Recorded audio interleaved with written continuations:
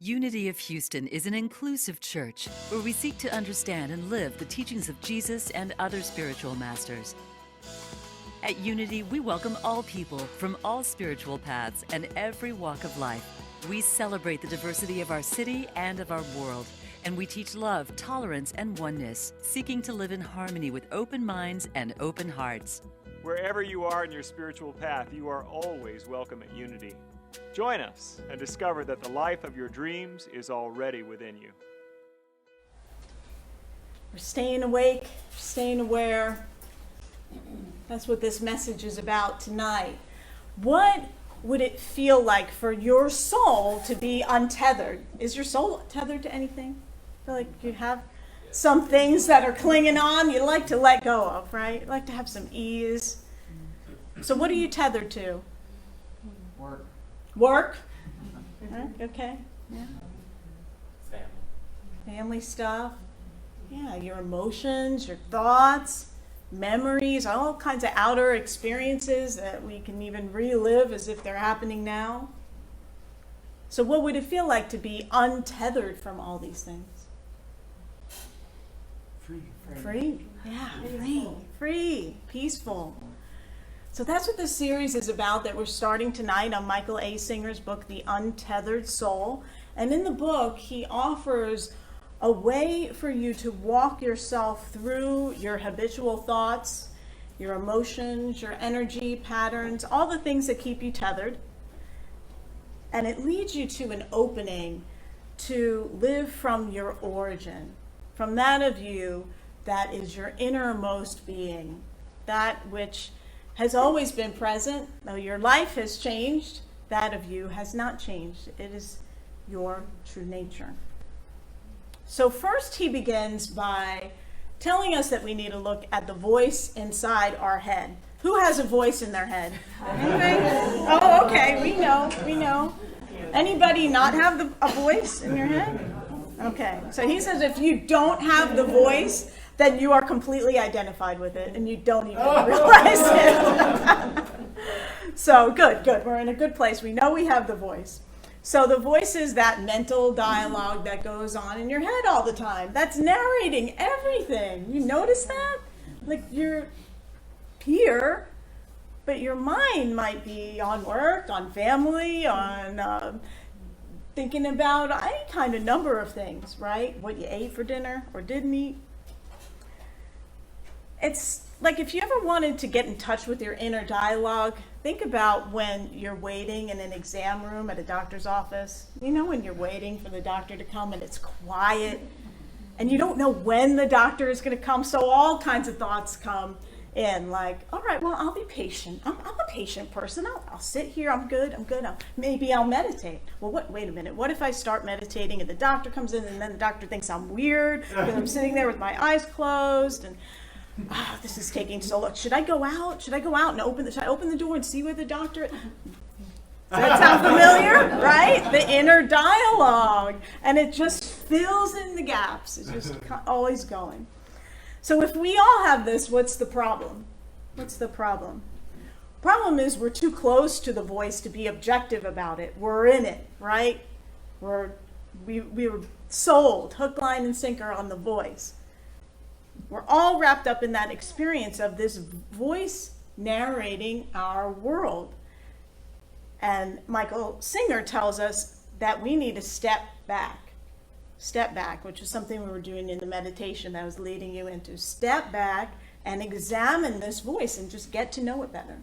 Get to know it rather than to think it's you, to get to know it as a subject and object relationship with the voice. So what will you notice when you start to notice this voice? First, he tells us the first thing you're going to notice is that it never shuts up. It never shuts. You wake up in the morning, there it is. You go to sleep at night, it's still talking to you, telling you stuff you could do. Right? It's just always talking. And it argues with itself. Have you noticed that? Like, should I eat that cookie?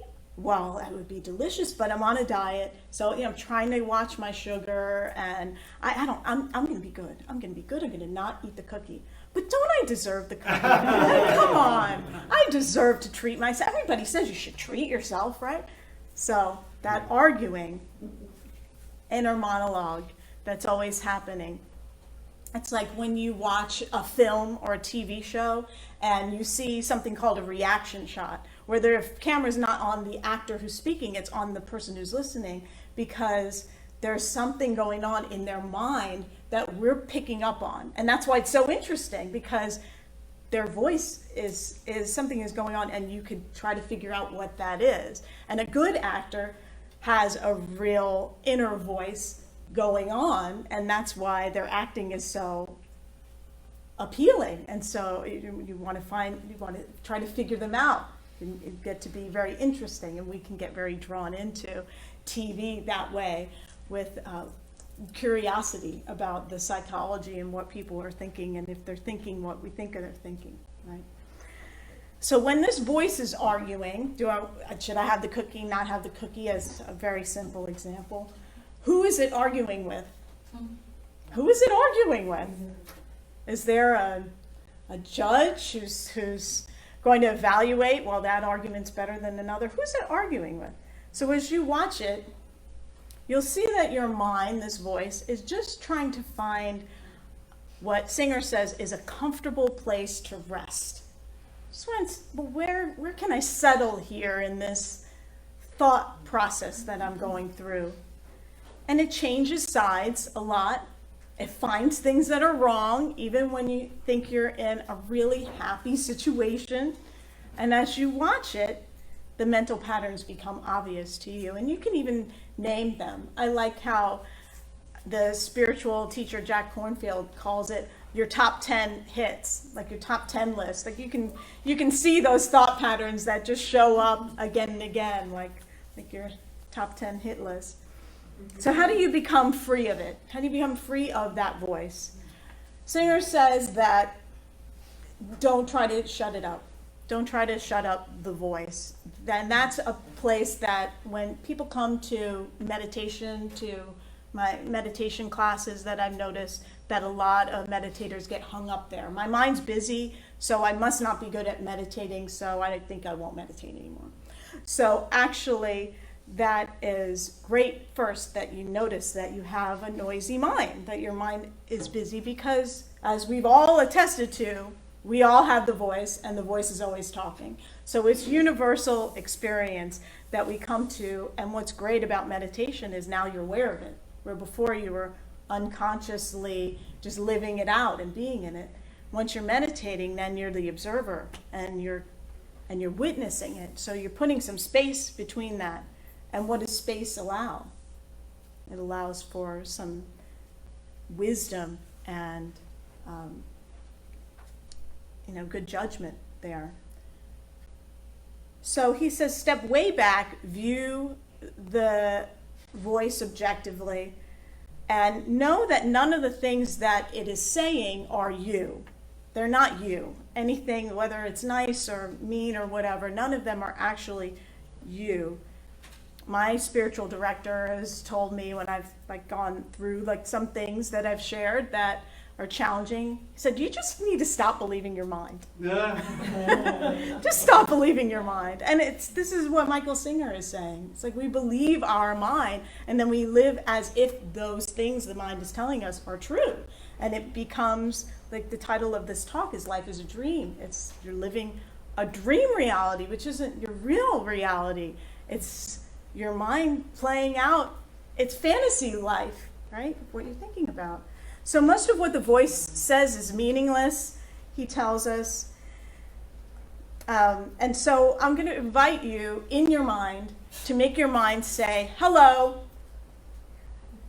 Can you all do it? You make your mind say hello? Now make it say hello as if you're in a cave, like hello, hello, hello. Everybody hear it? Yeah. Yeah. So there's a voice that's talking, and then there's you who's noticing. So this is the act of having a subject, perceiving an object.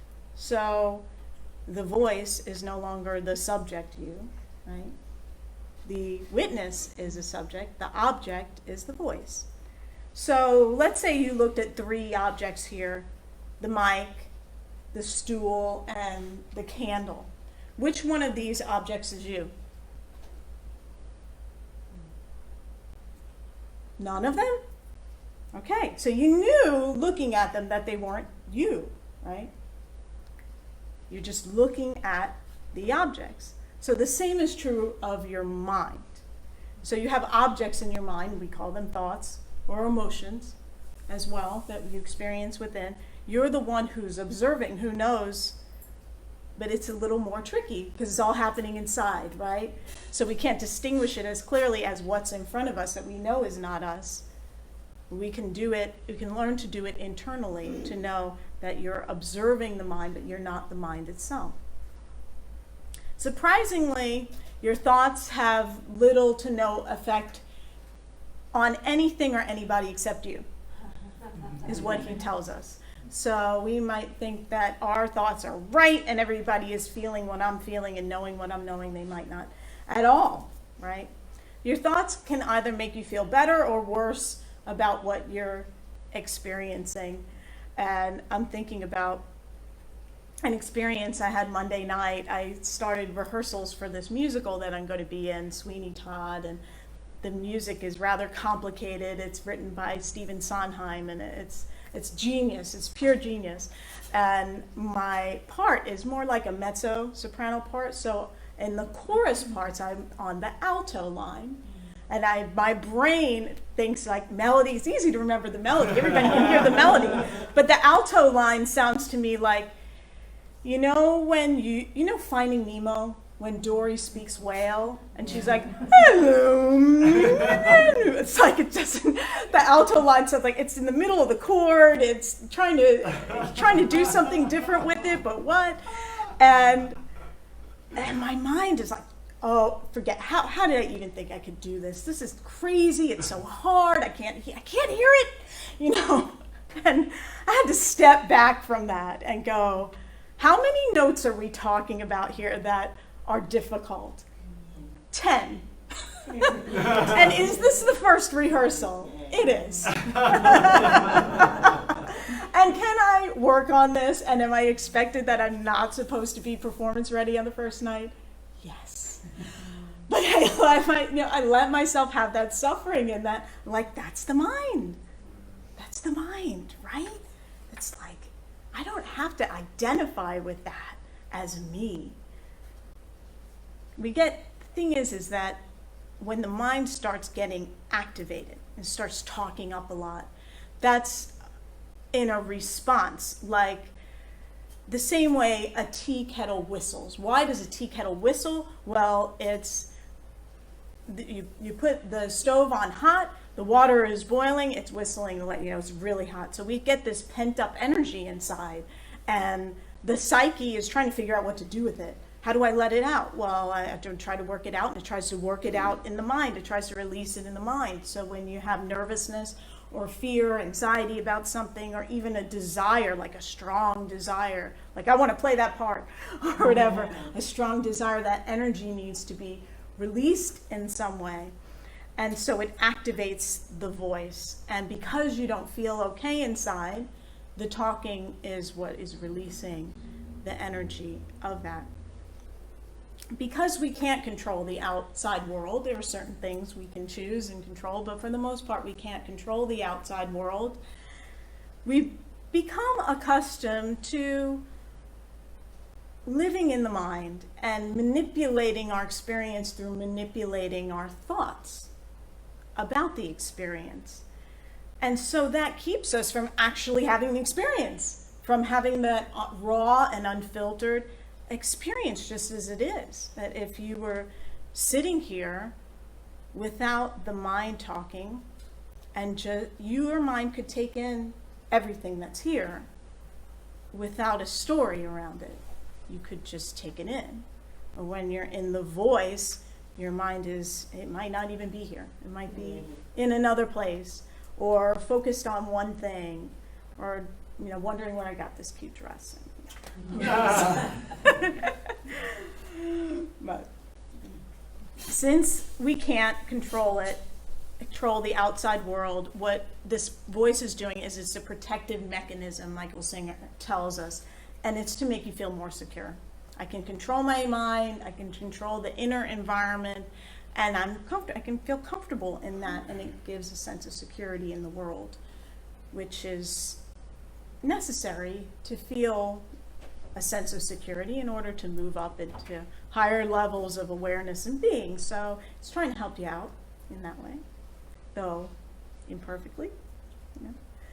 True spiritual growth is about transcending that part of you that needs protection and that isn't okay. So transcending that, the I that is talking will never be content. Have you noticed that? We'll always find something. What? Just, that too. And thinking, well, once that's clear, then I'll be fine. Once that's done, there'll always be a thing, right? That's just this process. The key to contentment and peace is, he tells us, to stop thinking about yourself. To stop thinking about yourself. When was the last time that you remember that nothing bothered you at all? Nothing at all. I can think about like a meditation retreat. Yeah, I was deeply doing my practice, and then even then I might feel like I had to scratch an itch or something that would come up. So to experience this true inner freedom, which he's guiding us into, you need to learn how to objectively watch your problems instead of getting lost in them, to watch them. So first step is to deal with that part of you that thinks if you rearrange things outside of your life, then you'll have peace. Notice that part of you. And he encourages us to make the voice, imagine the voice has a body and it's sitting next to you and watching TV with you. So imagine the voice sitting next to you, body, your roommate. He says your inner roommate sitting next to you. And what would it say? Well, it'd probably have a lot to say, right? Oh, why'd you pick this show? It's so long. Are we going to binge watch this show? You know, whatever. I might love it. They're going to have tons of things and just go on and on and on. And when you listen to it objectively, like it's your roommate, he says you'll discover that you are locked in with a maniac. Oh. You're locked in with a maniac who can ruin things in a moment's notice, right? Now, that can happen. And think about maybe date nights that have been ruined by some crazy thought. Drama. It wants to create melodrama, loves it, thrives on drama. So we can learn to no longer identify with this roommate, and helps to have an objective experience of it, like he said, in order to prepare yourself to be free of it. Be free of it, which is the direction that we're going here. Ramana Maharshi, who's a great teacher in the yogic tradition, he taught that to attain inner freedom, what we can do rather than feel that we have to read a lot of books and learn mantras and visit holy places is really to ask yourself, who am I? And to really explore that very deeply. Who sees what I see? Who hears what I hear? Who knows that I'm aware? Who am I? And just continue to ask yourself and explore that again and again, and it will lead you beyond that part of yourself that we call the I, that has a name and a job and a family and all that. Beyond your roles, it's the one who's observing, the one that is, and eventually you will discover the true peace that always has been within you when you are able to take that step back and discover that voice and recognize that that voice is not your true self. And when you learn that the experiencer, that observer, when you're with it, you learn that it has a certain quality, that there's a certain awareness and consciousness and intuitive sense of existence that you can feel into that and be able to access that as you continue with the practice. You just have to sit far enough back from your thoughts and your emotions as well as the outer forms to witness it. He says then when you do that, You are at the seat of your, what we call the Buddha self, or the Christ nature. In Unity we call it. In Hindu it's Atman. And this is where you're aware that you're aware. This is the awakened state. He says there's a type of dreaming that's called a lucid dream. Have you ever had a lucid dream where you're dreaming, but you realize you're in a dream, and then you have maybe some choices like, oh, I want to run out of here or kiss that person or whatever it is in the dream. You're aware. And then you remember the dream when you wake up. Getting lost in a dream is exactly like getting lost in your thoughts and not being aware. That's that same kind of energy. Being lucid in waking life is being aware that you're aware in your daily life. And once you're aware that you're aware, then you can begin to contemplate the nature of the self, the Buddha nature, the Christ nature, your true nature. And he says that is when you're truly meditating, when you are in the space of the true self. And that's why meditation is called the highest state of consciousness. So we're shifting into that higher state. When you're conscious of consciousness itself, you attain a totally different state. You're aware of who you truly are, your natural state, and you've shifted from the finite to the infinite.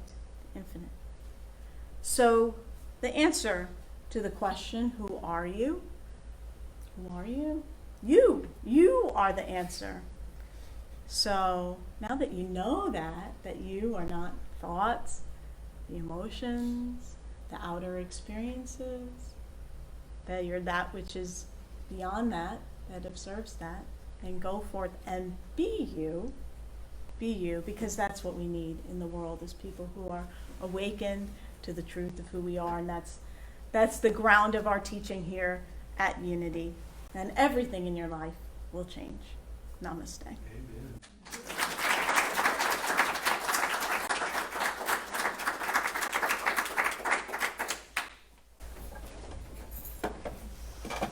Oh, that was delightful in a way. Right? It was a little icky to look at yourself. Like, oh, yeah, I do that. Oh. Well, The voice does that, but right? with The voice. levity, I mean, recognizing that it's inevitable and everybody's doing it. That kind of gave it a little lightness to it. Mm-hmm. I was aware when you were saying, you're not that voice or whatever, when I'm having a thought, and then I have a reaction to my own thoughts, my own judgment, my own fear, my own, that's not good, this is bad, this, why do they do this, blah, blah, blah. And then I have a reaction, and I become aware. I don't have to have this feeling. It's like the feeling wakes me up, that I don't really notice the ongoing dialogue or monologue. I just realize that I don't want to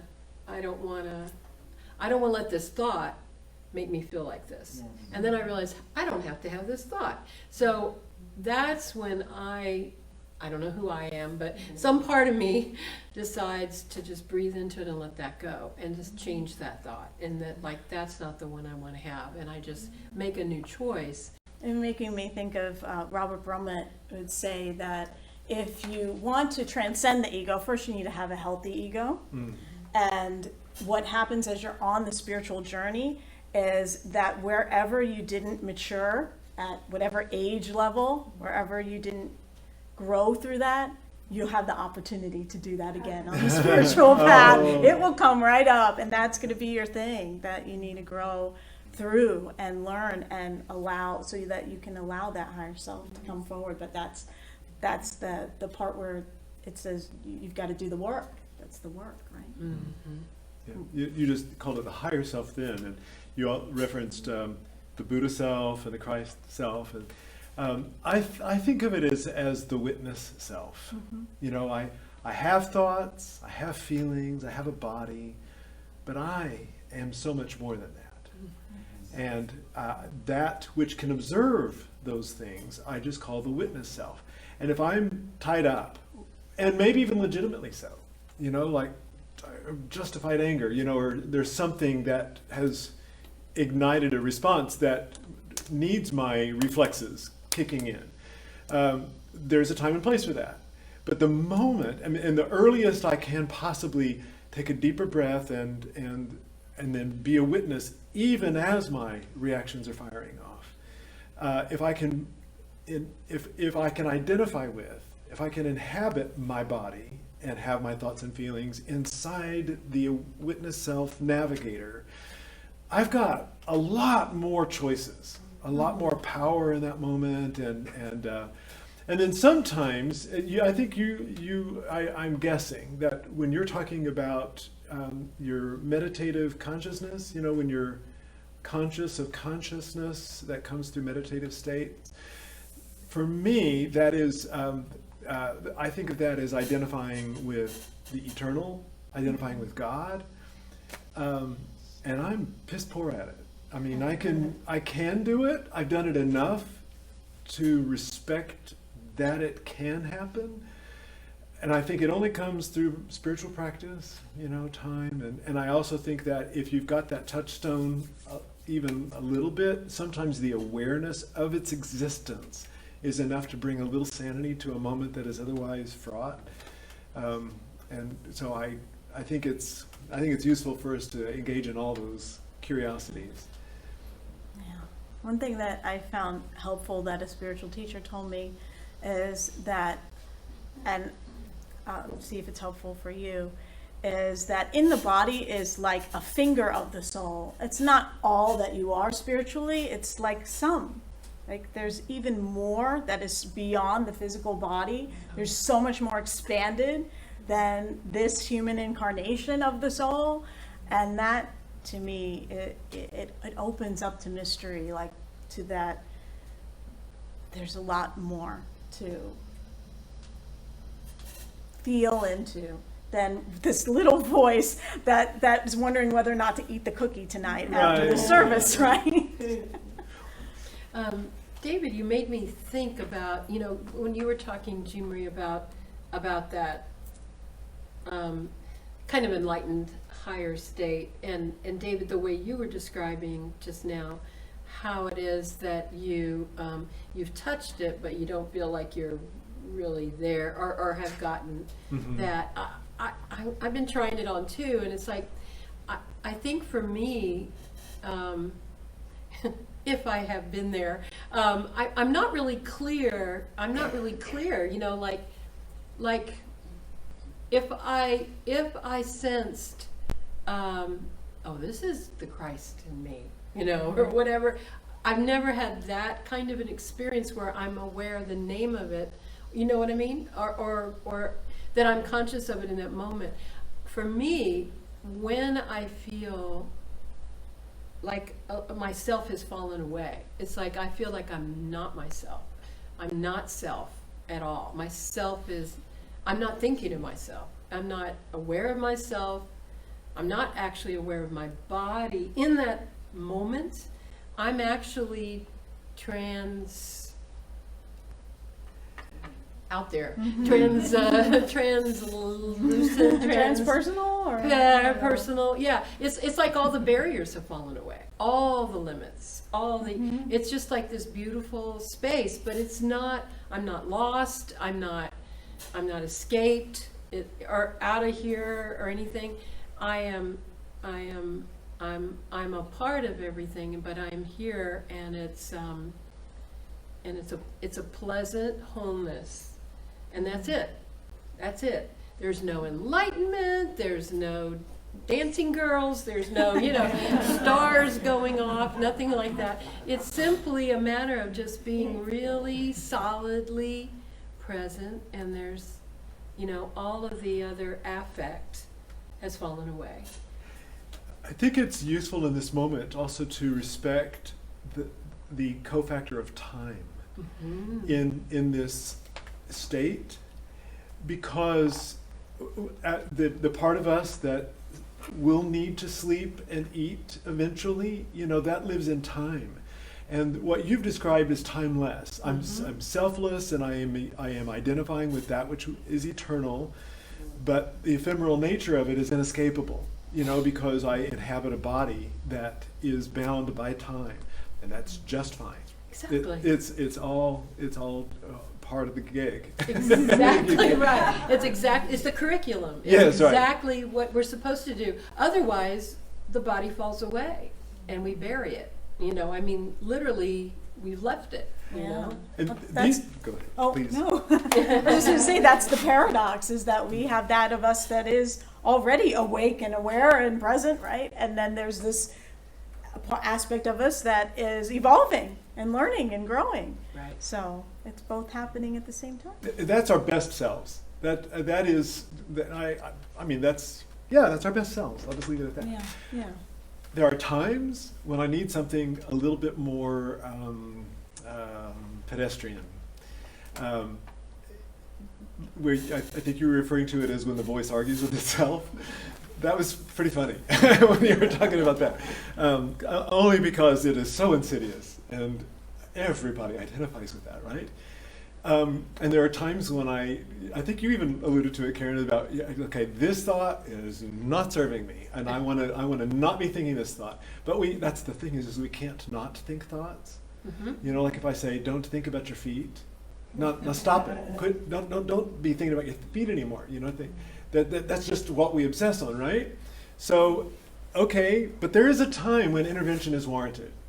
Mm-hmm. If I'm thinking about that cookie, and I know it's going to harm me, and I really shouldn't be doing it. Now, we're using cookie as a metaphor, but my God, we could drop in a whole bunch of stuff. Much heavier stuff. Yeah, much heavier stuff.